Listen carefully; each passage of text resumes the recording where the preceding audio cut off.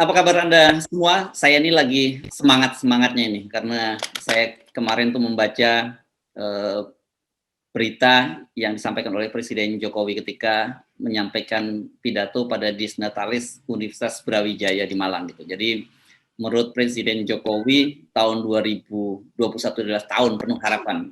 Jadi ekonomi kita akan tumbuh dan kemudian banyak investasi yang masuk. Tapi yang saya agak sedih itu kenapa kemudian ketika saya membaca di media sosial gitu, responnya itu kok justru berlawanan gitu dengan apa yang disampaikan oleh Presiden Jokowi gitu. Jadi Presiden memberikan harapan, optimisme, sementara kok banyak publik yang menanggapinya secara skeptis. Apa ini yang terjadi, Bung Rocky? Itu salah satu universitas yang bermutu di mungkin 10 besar. Ngapain ngibul di universitas itu? Apa ini ajaibnya presiden ngibul di forum akademis. Itu pasti guru besar di situ ketawa-ketawa. Mereka barusan dengar keterangan Sri Mulyani bahwa Indonesia 2021 tidak baik-baik, akan lebih berat dengan bahasa yang ramah. Sri Mulyani memberitahu sebetulnya berat. Tom Lembong ajukan hal yang sama itu. Bahwa oke, mungkin, tapi sebagai profesional saya menganggap bahwa ini akan memburuk. Ini dua orang yang mengerti tentang linkage antara makro-mikro di dalam ekonomi itu. Bahkan local, national, global linkage itu. Kalau yang ngomong Rizal Ramli, Said Didu, atau Anthony, mungkin dianggap sebagai, wah ini karena oposisi. Ini yang ngomong adalah orang-orang di sekitar presiden. Bagaimana mungkin presiden ngibul di depan akademisi, sementara dua tokoh yang mengerti tentang keadaan justru merangkan hal yang pesimistis. Jadi pasti optimisme Pak Presiden Jokowi itu didorong oleh semacam kekacauan orientasi sehingga terpaksa dia mesti bilang kita akan tumbuh itu. Ya dengan sendirinya, tapi problemnya itu ditumbuhkan dengan apa? Ditumbuhkan dengan doa, ditumbuhkan dengan kalimat. Kan nggak bisa begitu kan? Apalagi tadi misalnya diterangkan bahwa persyaratan untuk tumbuh adalah nanti setelah vaksinasi. Loh, vaksinnya sendiri masih bermasalah. Jadi dia pastikan sesuatu yang unpredictable itu kan, itu soalnya tuh. Nanti ekonomi pasti akan tumbuh kalau SDM kita baik. Justru SDM kita lagi sangat buruk. Jadi semua yang diterangkan itu tidak ada faktor yang bisa membuat kita mengerti bahwa memang akan tumbuh. Itu yang namanya ngigau. Sebetulnya ini presiden lagi ngigau di depan akademisi Brawijaya. Bukankah memang tugas seorang presiden itu memberikan harapan, memberikan optimisme kepada publik? Iya, harapan itu kalau dia diucapkan oleh dukun, nah itu orang nggak perlu bantah. Karena dukun tahu apa yang disebut the future atau the coming light atau apalah, cahaya yang sedang turun. Tapi ini presiden, dia bukan dukun. Dia mesti mampu untuk menerangkan, apalagi di depan Universitas Brawijaya. Paling nggak dia mesti bilang begini, oke, saya mendengar Sri Mulyani bilang ekonomi akan berat. Saya mendengar juga salah seorang bekas pembantu saya, Tom Lembong, bilang akan berat. Tapi saya optimis akan tumbuh karena argumen saya ABCD. Itu baru orang mengerti bahwa artinya dia tahu pesimisme dari Sri Mulyani dan Tom Lembong. Maka dia putar itu jadi optimisme. Nah, Sri Mulyani dan Tom Lembong bicara dengan data. Nah, presiden juga mesti tunjukkan. Artinya dia mesti salahkan dulu Sri Mulyani kan, baru dia bisa ucapkan sesuatu yang penuh harapan. Itu yang nggak terjadi kan. Jadi saya anggap ini semacam ngigau aja tuh. Tiba-tiba habis bangun sakit kepala, kelebihan paracetamol, lalu ada semacam gangguan imajinasi, lalu tiba-tiba bicara ekonomi akan tumbuh. Itu sama seperti beliau mengatakan tenang saja, kita punya 11.000 triliun di Swiss, kita juga akan meroket. Sama, itu ngigaunya sama. Bedanya sekarang dia ngigau di depan akademisi.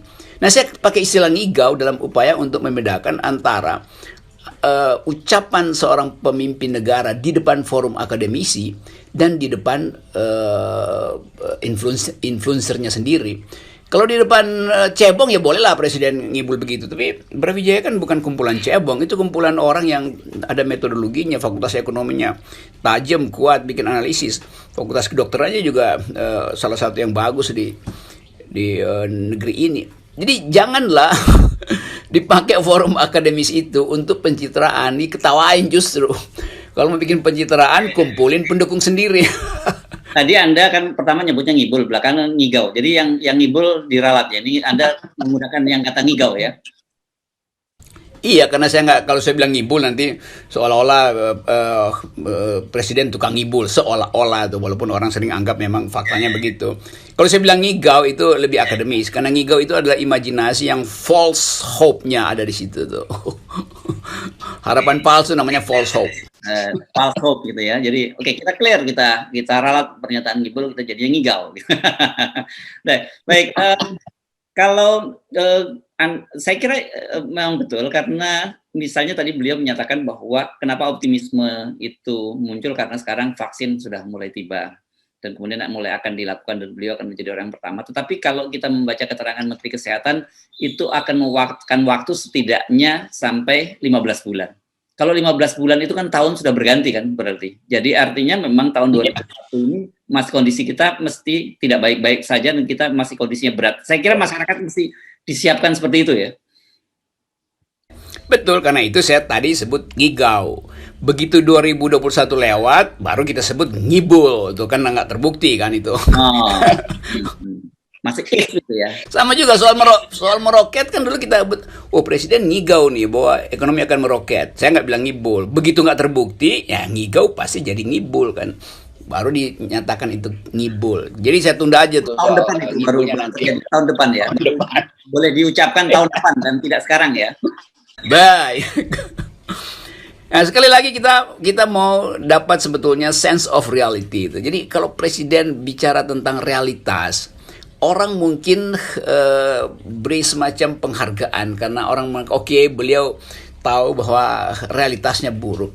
Jadi itu aja sebetulnya kan, mengakui adanya keburukan itu menyelesaikan 20% dari persoalan. 30% lagi itu adalah harapan. Nah, 50% itu baru usaha teknokratis gitu kan, dengan keahlian metodologi. Tapi ini di awal aja udah nggak bisa dipercaya itu sekali lagi. Saya bayangkan misalnya setelah presiden bicara, lalu rapat senat guru besar ilmu ekonomi di Brawijaya mulai merubah cara mereka berpikir gitu. Wah, kalau begitu cara kita berhitung kemarin keliru gitu.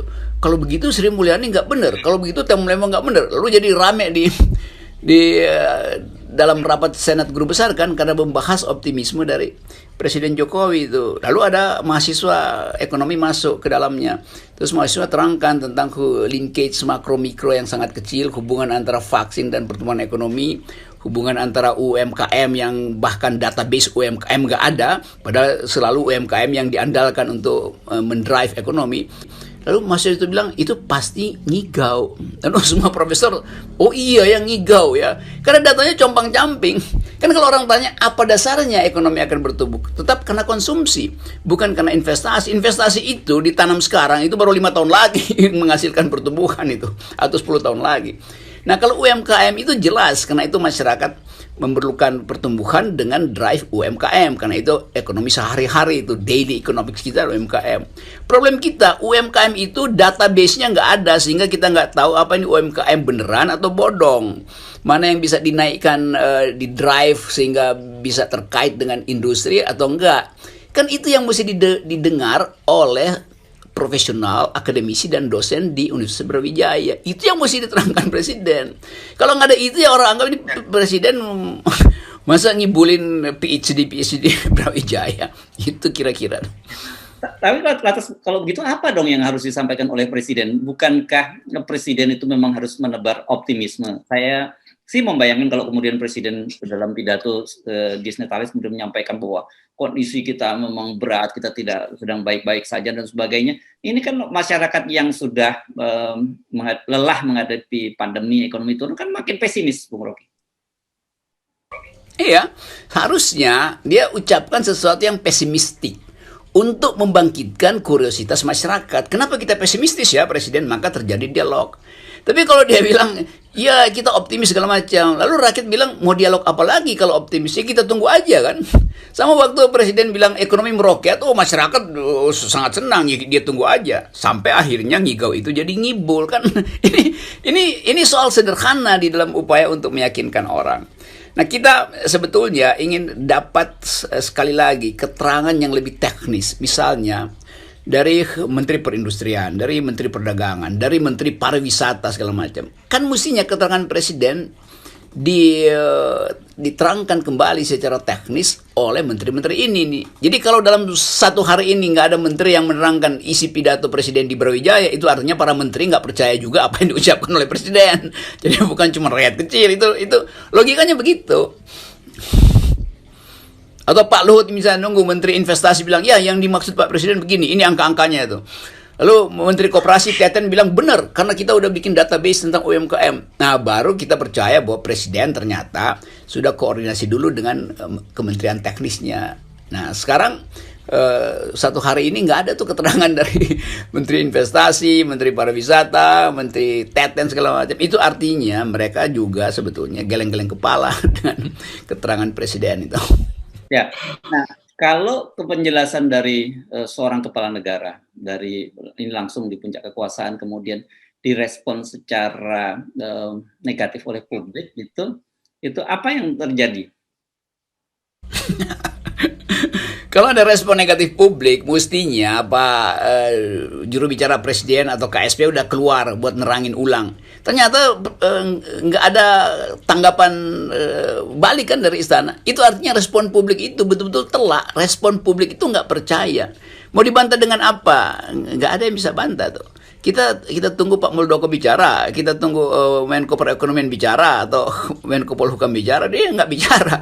Jadi dia iyain juga bahwa ya memang sih yang disebut presiden itu adalah PHP kan harapan palsu sebetulnya begitu dalam hati, cuman kan nggak mau diucapin kan karena nanti tiba-tiba ada reshuffle jilid kedua atau ketiga.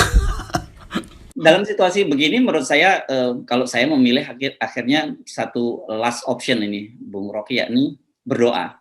Gitu. Mudah-mudahan saja apa yang disampaikan oleh Presiden Jokowi itu betul gitu. Ya doa itu adalah energi batin kita untuk menenangkan suasana hati. Tapi suasana perut tidak bisa ditenangkan dengan doa. Suasana perut itu urusannya adalah tahu, tempe, segala macam. Itu lain lagi. Orang nggak kenyang karena doa, karena metabolisme tubuh itu memerlukan energi. Yaitu karbohidrat, protein, atau bahan pokok itu. Nah, doa tentu penting untuk berharap agar supaya presiden jangan ngigau. Jadi kita berdoa supaya presiden jangan ngigau, apalagi ngibul. Itu sebetulnya kalau kita mau berdoa. Oke, baik. Terima kasih sarannya untuk menenangkan batin setidaknya buat saya. Oke. Baik, terima kasih Bung Rocky.